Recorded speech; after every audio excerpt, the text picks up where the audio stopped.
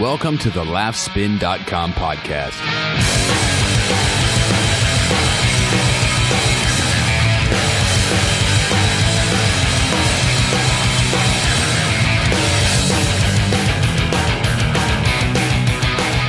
Hey guys, what's up? And welcome to yet another episode of the Laughspin podcast. I am Dylan Gadino, founder and editor of Laughspin.com. This is a special episode. This is my interview with Doug Stanhope. It was an interesting interview. It was a little surreal, and I'll tell you that tell you why in a second or two.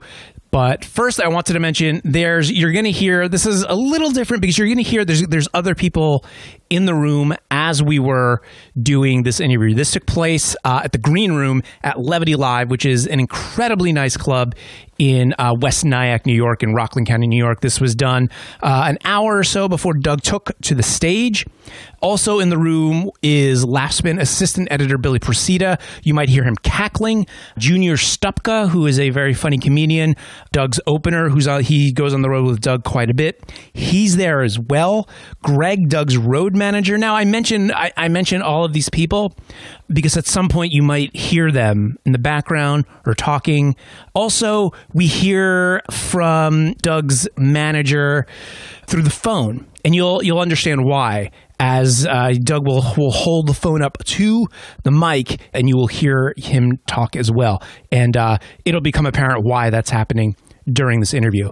The interview was a little surreal. Why was it surreal, Dylan? I'll tell you why. The first thing Doug tells me as he's walking into the Green Room at Levity Live is that some very good friends of his, it was a terrible day. And so I thank Doug for actually not canceling the interview, because if I was him, I would have canceled the interview. He finds out a very good friend of his, a neighbor of his, has died. And also, the husband of that woman committed suicide shortly thereafter. So he's telling me this as you know, he's walking into the Green Room. It was a little surreal. So that happens. There's talk of Marilyn Manson. There's talk of TMZ.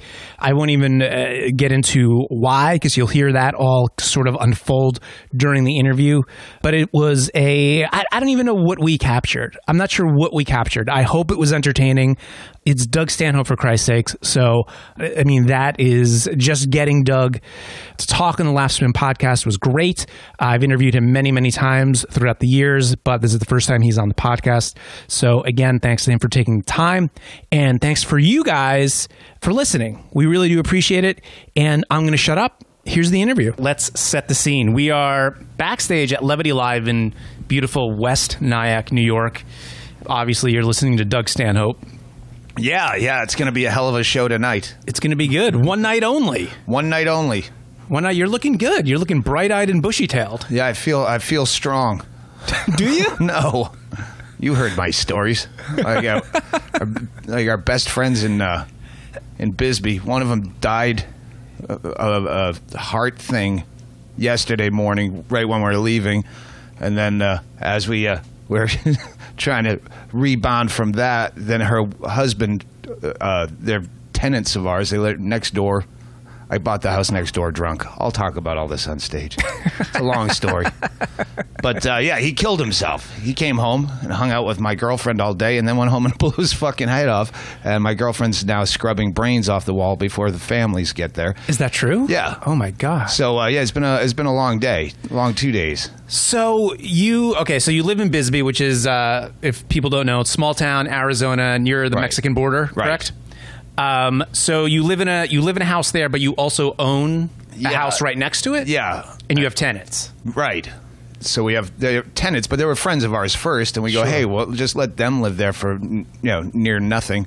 They can walk the dogs and trade that off, and they play music with my girlfriend Bingo, and now they're all dead. Like all of a sudden. How did it was a guy who died? Or a girl? His wife died. His wife died. She had an infection in her heart, and she was in the hospital for like a week. And he came back and said, it looks like they might have to do open heart surgery because the infection's not responding to antibiotics. So we immediately jumped on to do a podcast because we had our shit out. We'd been podcasting when he came in. I go, hey, let's do a cliffhanger podcast. Oh, boy. And you can tell the story leading up to her open heart surgery, because I always flicked her shit about you're going to die because she had lupus and she had to go to, what do you call it? Dialysis 3 times a week. And so I always gave her related shit. to lupus? Anytime she made any reference to something she'd do in the future, I'd go, oh, you're going to be dead by then. How old is she? Was she? 40. Oh, Jesus Christ. He's 38. And he said on the podcast that if she ever died, we didn't really expect she was going to die in surgery, but it was still funny to go, hey, find out if she's dead on the next podcast. And he said on the podcast that he'd kill himself if she died. And he did he said it in his own inimitable, sweet way. But he did, yeah. He shot himself. Yep.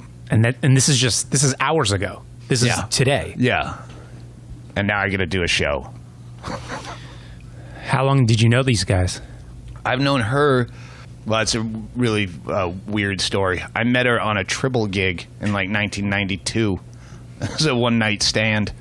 And then turns out they just happen to end up in the same town, almost 20 years later. So we've known them for years. Wow. Like 5 years, probably. I'm sorry. 4? To hear all this. Maybe it's only 3. I don't know. But you were close, nonetheless. Yeah, you were like Bingo's best friends in the world. Oh, my God.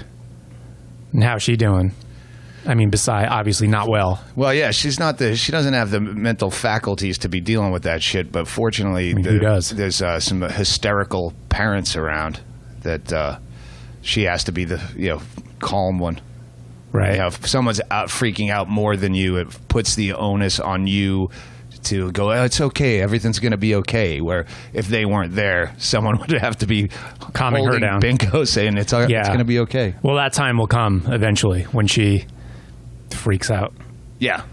It's so massive. It's just Whiskey Girl dying was like, oh fuck, this just doesn't make sense.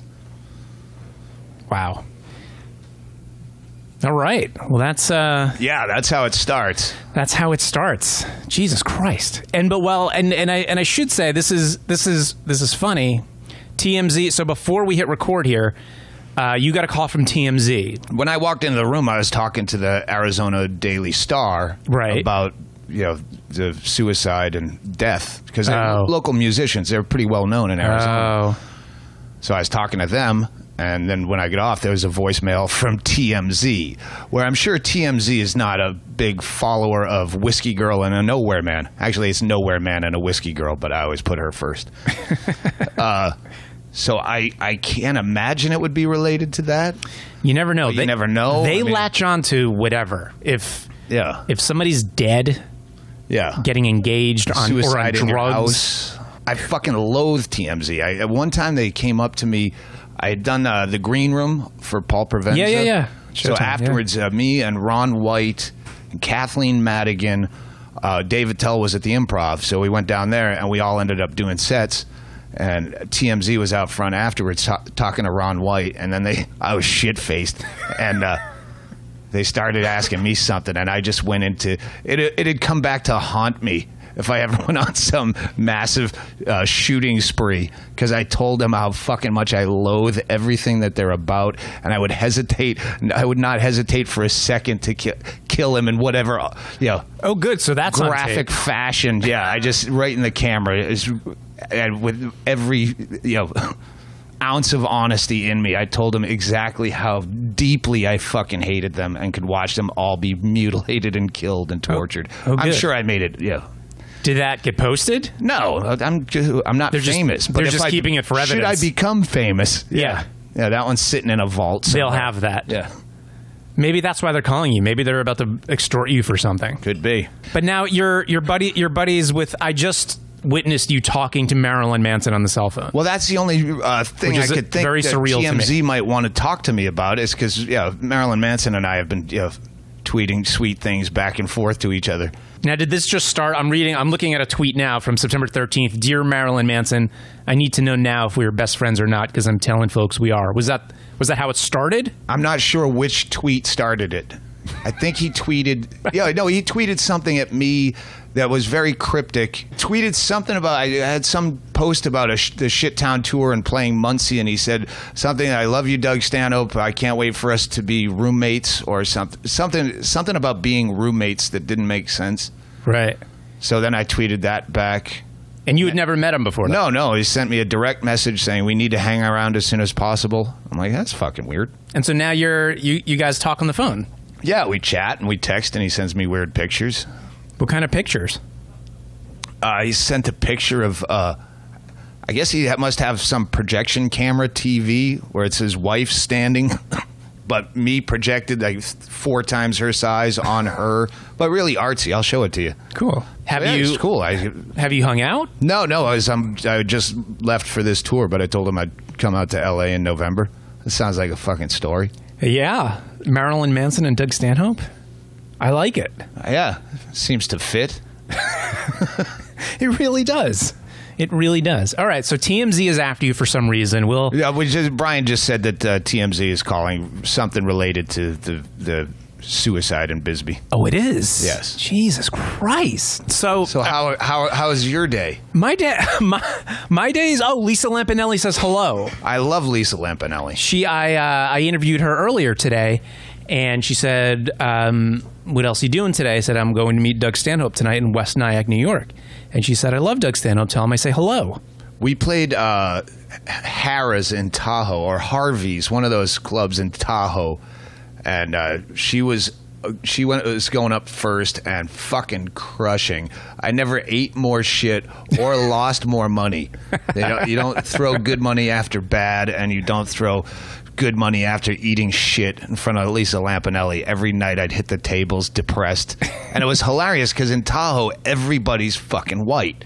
So she'd do the same act, but she'd just go, okay, you got dark hair, you're Italian. Right. Yeah, you got curly hair, you're the black guy. She'd do all the same joke, and people fucking loved it. Even though there was no one of any race any night. Right. She just replaced them with the closest variation. Someone with a Hispanic last name, but... Right. Okay. Yeah. While your car stereos are gone, the guy's standing there in a polo shirt. Well, good for her. She made it work. You're on this tour. You're on the Shittown tour, right? You're calling it Shittown? No, that was the last tour. Oh, that was the last tour. This is Oktoberfest tour. I just like coming up with tour names. Stupid names. It's just the road. Like, it was always the road. I never had it's not like I'm changing the material for the tour. My material never is, different or the same. It's but we have a great fucking artist named Jordan Gum who does great posters. So every time we come up with a new tour name, we get a new poster. Right. And it's fun to come up with titles. It is, isn't it? I've had more. Yeah, I've had album titles. Like, I'm finally out now. I wanted to use Beer Hall Putsch. Right. But yeah, most of my titles I had long before I had an album. Yeah. It's just fun to, write that down. That's a great album title. Well, some of makes you want to work out as a set. Yeah. You can record just so you can use the title. Have you ever come up with fake band names? That's also a very fun exercise. Yeah, we do that quite a bit. I always look at green rooms. That's how I kill time when we work rock and roll clubs. Yeah. They're all green rooms are coated in stickers of bands, and I try to find the coolest one and call my brother, because he's always in a band and always trying to get a cool title. So I always share with him things I found on the road. Fat Lady Sings the best one that he came up with. Some of the band names what was it? That's my rapper name. Dagnabbit? Yeah. All right. That'll work.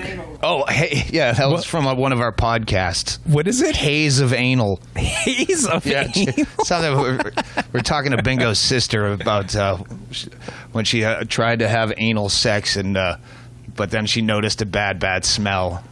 And Chaley was talking about, when that haze of anal starts to creep across the room, kills the moment. All right, there's some audio issues as I make another drink. Haze of Anal. No, it's okay. Haze of Anal is a fucking great band name. Billy, why don't you make Doug a drink? Chaley, can you make me a drink? I should mention that we have... He knows how I like it. Billy Procida here, also of Laughspin, you can hear cackling in the background. Hello, Billy. Hi, Doug. trying to make this cohesive, but you know what? Now I'm just a wreck of nerves and coffee and notes. There's a lot going on. I get a fucking hour to make this whole thing funny. You have a show. You have a show in a little bit. You can't not talk about it. I mean, I've tweeted about it. You have friends who have just died.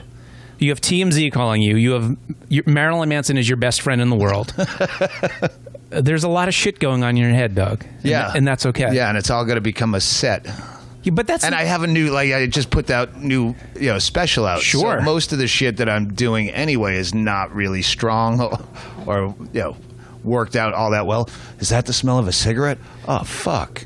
All right, everything just got better. Yeah, they brought out an ashtray. Oh Christ. So I think you're allowed in the green room. I'm not listening. Sorry. Absolutely. What kind of vodka is that? Is that That's plastic. Oh, that's Zemkov. We have Pop-Off too. Now, Can't get the Pop-Off down in Bisbee. You have to go with Vitali or Wolfschmidt for the bottomest shelf. What is it? Let's see. What is this? Pop-Off vodka. Oh, there's Pop-Off. So do you bring this or is this requested? Well, we've been looking for it. You'll see on stage. There's a story that goes with it. But this is the first time we found it.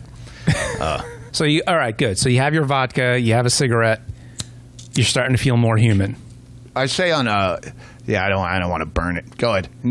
No, so that's don't burn your material. But yeah, I mean you have the new album out. So obviously we tried to get sponsored by Pop-Off is the short story. Oh, really? And they would have none of it. Really? Why? Yeah. Because they're such a Exactly. So now I'm bringing Pop-Off out with it. I'm sponsored by Pop-Off against their will. Fuck you. You can't stop me. Send me the cease and desist, and I will no longer say, you know what? That suicide last night of my good friend and the death of his far too young wife. Brought to you by Pop-Off Vodka. That's what we'll be doing tonight. That'll get their attention. Yeah. That'll get their attention. I mean it's a product that I actually use. Plastic jug vodka. What's their problem? I mean, what are they? I mean, Popov is a special blend of. So, by the way, Popov, if you're listening to this, whoever designed this did not learn anything about contrasting colors. You can hardly fucking read. What is their problem? You want to help them? What's the word? Full disclosure.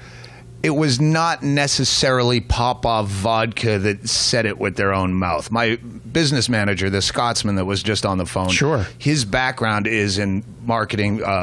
He was the international marketing director for Macallan's Whiskey. Okay. So on my podcast, I jokingly say, because we don't have sponsors, so I just say shit that I like. So I always say, occasionally say, we're sponsored by Plastic Jug Vodka. And then I thought it'd be funny, so I told him to put some feelers out because he knows a million people in the industry. And the quote he got back from his friend, who didn't necessarily talk to them but knows the business, said that Popov Vodka would not touch him with a barge pole. Mm-hmm. So I don't know that came off their lips. There is a bit of Chinese telephone in it, but hey, let's assume it did. Let's assume it did, and if I'm wrong, they can come crawling back and embrace me as a sponsor. Why not go after Macallan?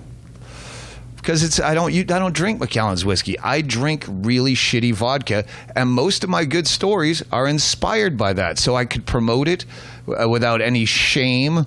Or having to, talk about audible.com for fucking half an hour where I don't use it. This is something I actually use. So what other products would you want to endorse? Well, cigarettes are probably out of the question, and I wouldn't endorse them anyway. I fucking hate the fact that I still smoke. But Saks underpants, I always give them a free plug. They're fucking fantastic underwear. Saks with 2 X's. Yeah, they have like a kind of a sewn-in pouch for your balls. Fucking wicked expensive, but oh my god, if you have long hanging balls, it's worth every penny. So yeah, I just always say shit I like. Sometimes I'm sponsored by Junior Stopka here. He's a funny comic. Sometimes I'm sponsored by my own material. Hey, buy my CD. This podcast is, I always forget to plug my own shit or dates. You're not a self-serving person. I should be. I have nothing against it. It's not like I go, oh, you know what? I'm not going to do that. I just forget. Like, oh, fuck, I should do that. You forget about yourself. Yeah, it's just not something I really, once you have cigarette and pop-off money, ticket sales are it's kind of something that you don't worry about as much. That is the American dream, the new American dream. I think the last podcast we were sponsored by the Bill Burr's Monday Morning podcast. It's a fucking great podcast. I don't think there's a better one out there other than Phil Hendry. It's good. And his is just really recordings of his radio show, but still the funniest shit ever on radio. I'm not familiar with that. I'll have to check it out. Oh, it's great. He does have basically a ventriloquist act where he's on regular terrestrial AM radio. Yeah. And he's been doing it forever. He's got like 5,000 hours of this, in the vault. And he'll take calls. He's on news talk radio, so he does a straight guy. Today, he always has some outrageous guest on the phone who has some crazy opinion that he ramps up, slow burns the thing. Now, wait, am I understanding you right? That you're trying to get the names of the 11 hijackers from 9/11 added to the memorial wall? Well, I just feel that they are human beings, and he's doing both voices. Right. He's on the phone doing the voice of. He's got like a bunch of different characters that are recurring, and they just feed on the people who are spinning the dials and don't know it's a goof, and then they call in ape shit irate. You're trying to tell, I'm sorry, Mr. Hendry, this is my first time listening to the show, but I'm very upset. Is your guest trying to say that black people had it better off as slaves in Africa? Well, we gave them stuff that they didn't have. They're better off as slaves. Well, we did give them barbecue. And the guy's going, you're trying to tell me black people didn't cook over an open flame? Well, you didn't have barbecue sauce. And then he comes back in as himself as the straight man. Okay, relax. I think you're kind of out of line. And it's fucking tremendous radio. I'll have to check that out. Yeah. HENDRIE, Phil Hendry. All right. And Bill Burr. Another one of your fake sponsors. Mm-hmm. I like it. Yeah, Bill Burr's podcast is excellent. The Laughspin podcast, in fact, is part of, he and Al Madrigal started this podcast network, All Things Comedy, and the Laughspin podcast is part of that. Cool. One of the things I actually wanted to ask you about related to the new CD is the Jake LaMotta bit you do. Oh yeah, I'll show you that clip later. What clip of what? Well, I did the bit after I saw. It's a bit about Jake LaMotta and his. I guess it's not technically his wife yet, fiance. Right. They've been together forever. Basically, his 8th wife. Right. And they do a show called Lady and the Champ, and we went to see it, and which was reviewed on the New York Times, by the way. Poorly. Yes, I just read a review of it. Yeah. So I did a bit about it because it was really the most entertaining. I can't allow myself to say train wreck ever again in my life, but it was disastrously funny. Yeah. So I did a bit about it, and it turned into a bit I was really proud of, and I thought he'll be dead by the time it ever gets to DVD, right? Because he's 93, and I mean, he's a wreck. He was going to get married, and they were doing a documentary about him down in Bisbee, and he was at my house playing poker, and it started trembling more than he usually trembles anyway, to almost fits of trembling. And he said he was cold, and we put space heaters on either side of him, so he should have been a roasted fucking chicken, and he's shaking worse. And no one's stopping the poker game. None of his handlers are dealing with it. At some point, I said, shouldn't someone call Denise and get him? Because something's obviously wrong. And they're like, one more hand. Well, okay, yeah, we should. One more hand. So they brought him straight. He had to cancel his wedding and go straight from my house to the emergency room with pneumonia. Oh, my God. Like, all right, he's not going to be around to see this bit. Well, the bit came out, and finally they got wind of it. Right. So I have a clip from that documentary filmmaker. He's back out filming them. And it pans from a glass of red wine to her, and she leans in and says, "Hi, Doug Stanhope. We love you. Go fuck yourself." And then it pans back to this wretched old Jake LaMotta. You got to see it. Just looks at her like, what did you just say? Yeah, that was going to be my question. I don't know how to get it out of a text and onto a tweet. Maybe you can show me. It's a video that you were texted? They texted a video. Yeah, that should be easy enough. All right, we'll tweet that tonight. So evidently they have, or he doesn't have. He has no wherewithal. Yeah. Like if he heard the bit, he wouldn't hear the bit, but she did. Yeah, she must be pissed. She's pissed. Not so pissed that she didn't. Hang on, I should take this as fuck. Hello. Hey, you're on speakerphone. All right. Okay. Well, I talked to the chap at TMZ. I think we seem to have hit a story which even TMZ found too far, in the sense that I explained. He wants to know what had happened, and I explained an outline, and he sort of went, "Oh, oh, that's really bad." And I said, "Yeah, well, I'm just telling you what happened." And he went, "Okay, I'll have to think about if we're going to do that. I'll call you back."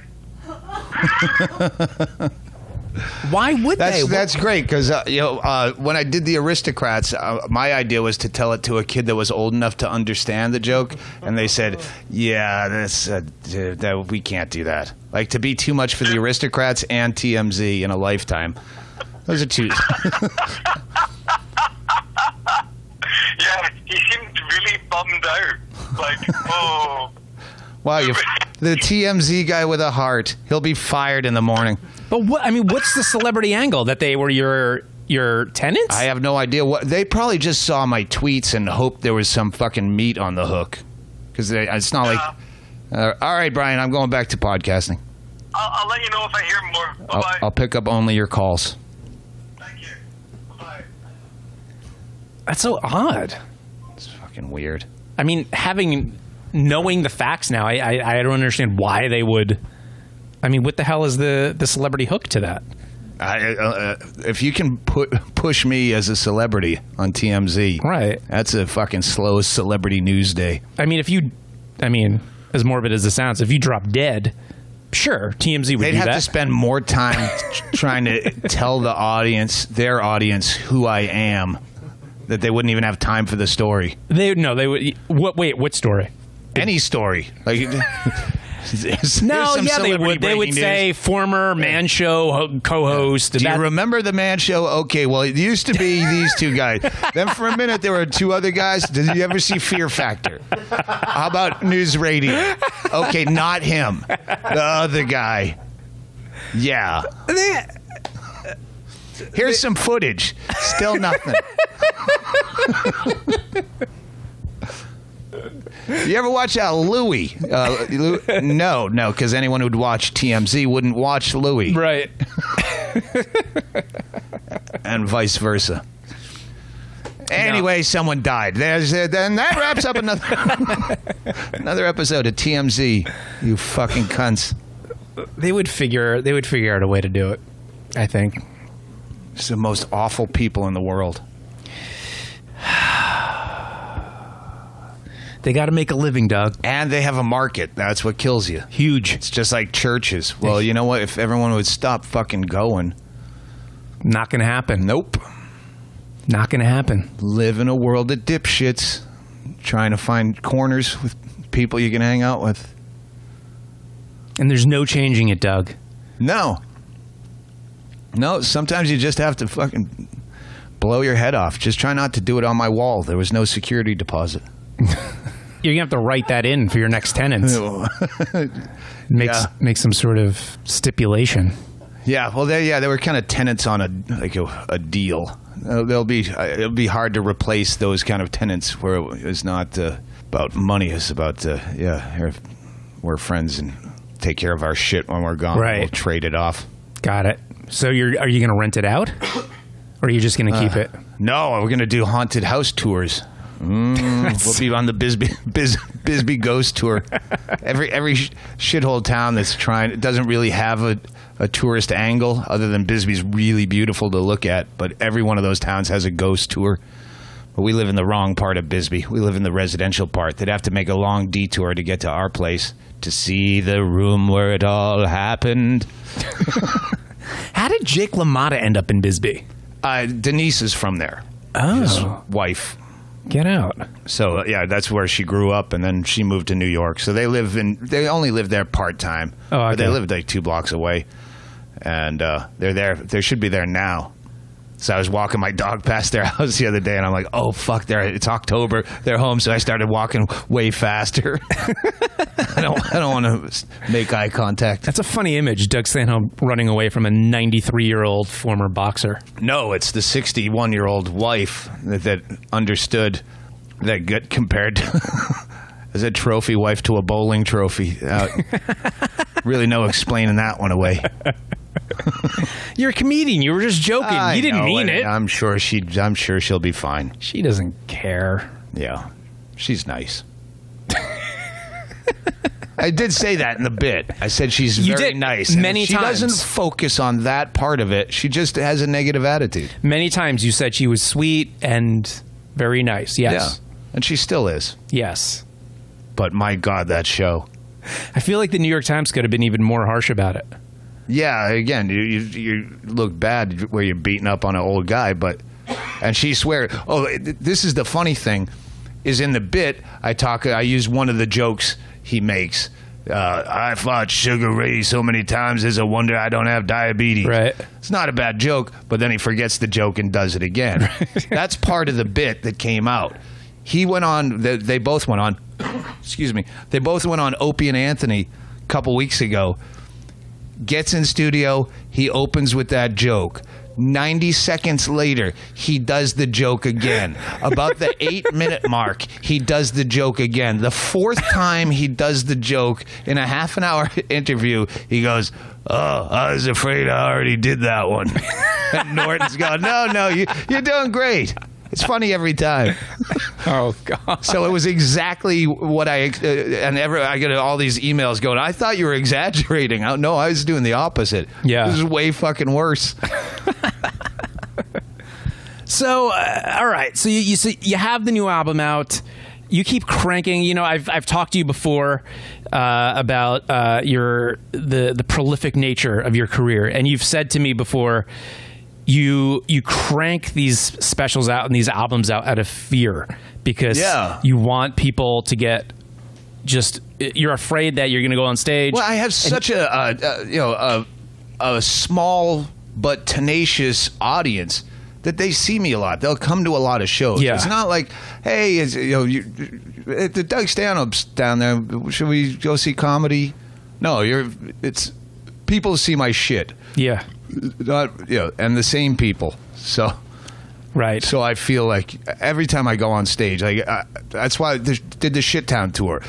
I got to get new material when I'm going to play places I've never played. Right. So that way, if I have to do shit that's not on the album, but I know they've heard before in Austin, Texas, I have 45 minutes. I can put out a new special right now of just shit I had to cut out of the last one. Yeah.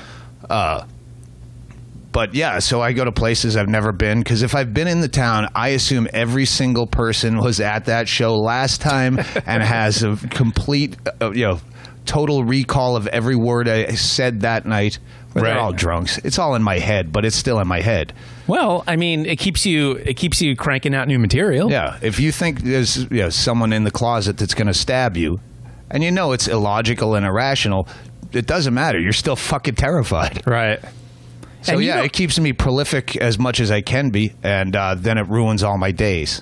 I sit around thinking, this isn't funny, I don't have enough, it's not good enough.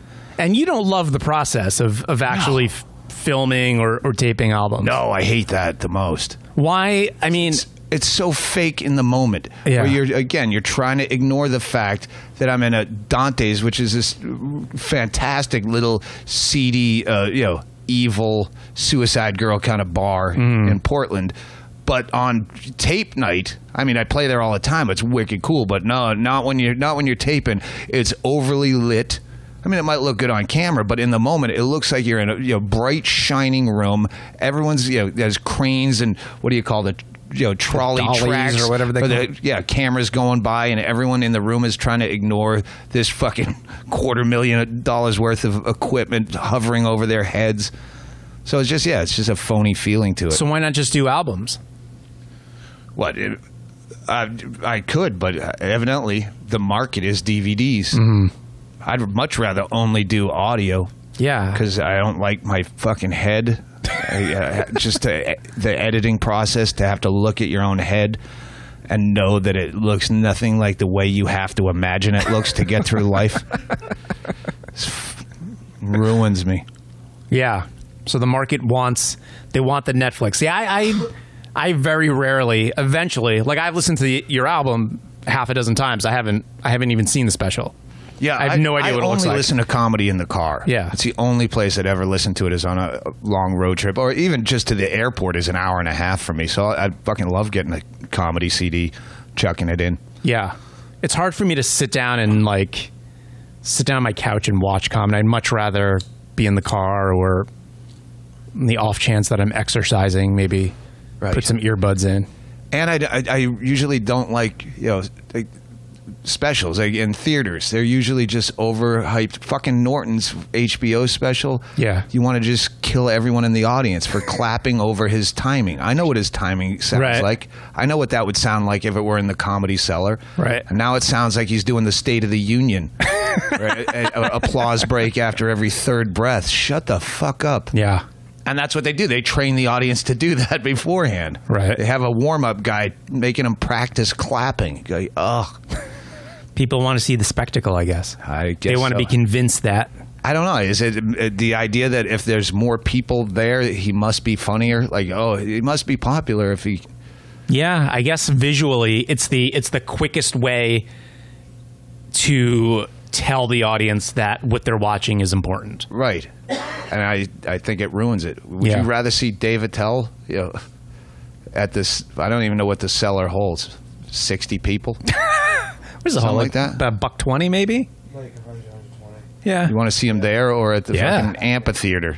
Yeah. When Attell did when he finally did the HBO special, I felt, and he might have even talked about this, he seemed a little awkward because it was at a theater.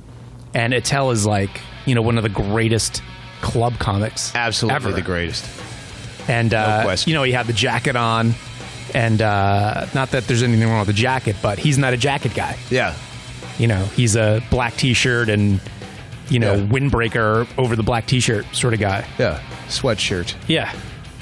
And it seemed a little forced. Yeah. I'm with you.